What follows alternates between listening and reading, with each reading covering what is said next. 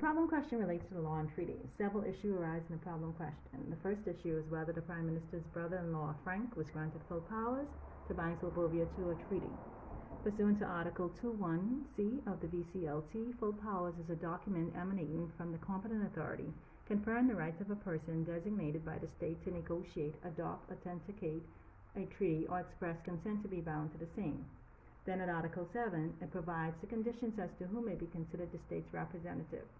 In this scenario, Frank, the Prime Minister of Serbia's brother-in-law, is vacationing in Switzerland, the same place where a global conference for the prevention of ozone depletion is being held. As of short notice, the Prime Minister requested Frank attend on behalf of Serbia. For Frank to meet the criteria to be considered Serbia's representative under Article 7.1, he must produce full powers, or it must be the practice of the states to accept him as such. However, if he fails to satisfy the criteria under Article 7.1, then he must fall into the category of persons under Article 7.2, who do not need full powers, such as heads of government, heads of states, Minister of Foreign Affairs, head of diplomatic mission, or an accredited representative. No information is provided that Frank fall into any of these categories. Thus, it could be argued that he is not a representative of the state. Nonetheless, a treaty is created by and spray cans.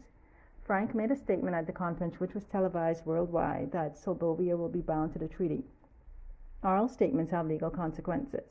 This principle was demonstrated in Denmark v. Norway, where the foreign minister declared that the sovereignty of Denmark to take over the entire Greenland would not be challenged by Norway. As the foreign minister, he was considered to be the state's representative. Hence, the court held that the statement was binding on Norway's government.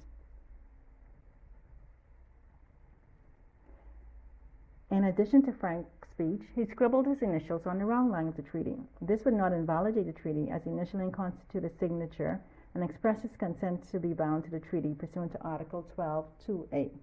This treaty is in direct conflict with Serbia's leading export item, cheese whip, the spray-on cheese.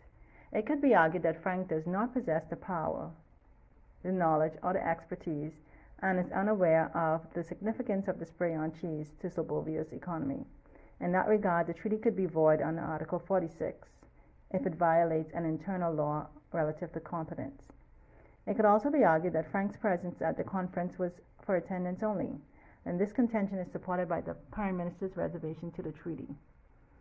In the circumstances, unless Switzerland can prove that Frank's attendance was in accordance with state's practice or some other circumstances that would confer on him full powers, they will not be able to rely on his statement or initials as binding Serbia to the treaty.